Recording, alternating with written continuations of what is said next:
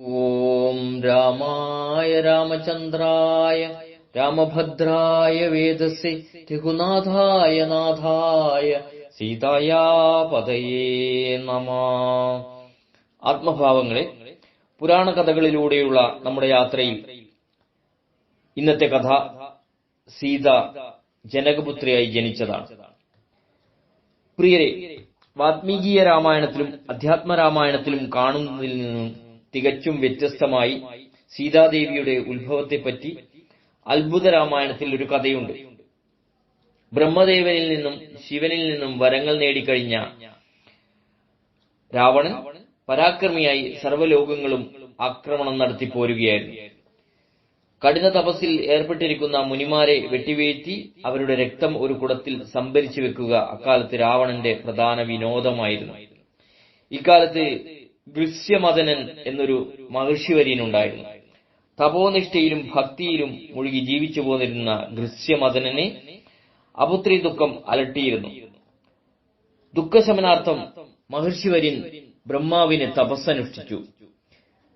ഗൃസ്യമദനനിൽ പ്രസന്നനായ ബ്രഹ്മദേവൻ പ്രത്യക്ഷനായി അറിയിച്ചു, ഹേ മഹർഷിവര്യ, താങ്കളുടെ ദുഃഖം അചിരേണ ശമനം നേടും.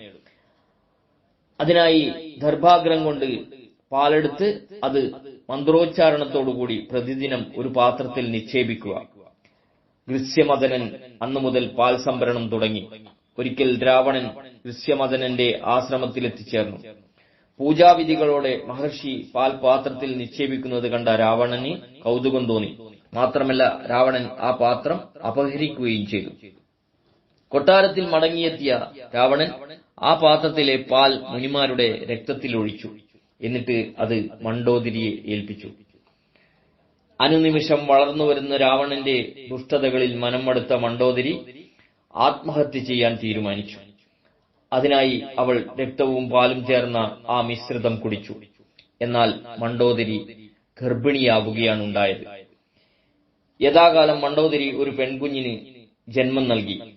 കുഞ്ഞു പിറന്നയുടൻ തന്നെ മണ്ഡോദരി ആ ശിശുവിനെ ഒരു പെട്ടിയിലടച്ച് കുരുക്ഷേത്രത്തിൽ കുഴിച്ചിട്ടു.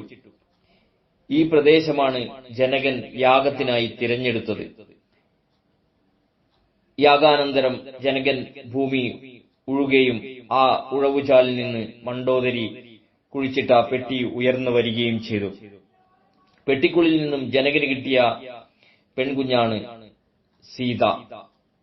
സ്നേഹപൂർവം, രഞ്ജൻ കയനാടത്ത്.